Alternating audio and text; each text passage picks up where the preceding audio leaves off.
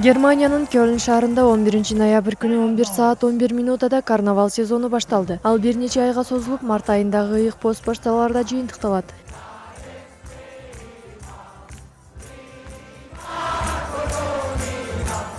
Германиянын жашоочулары жана андагы туристтер үчүн бул карнавал Европадагы эң чоң майрамдардын бири.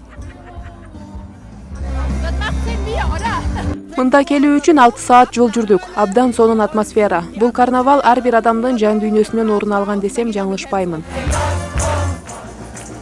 Бул күндөрү кооз кийим кийип сейилдөөдөн сырткары мындагы катышуучуларга театралдаштырылган көргөзмөлөр да көрсөтүлөт.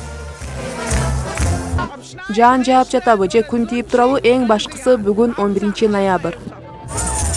Бул сыяктуу карнавалдар мындан сырткары Германиянын Бонна, Дюссельдорф жана башка шаарларында да белгиленип жатат.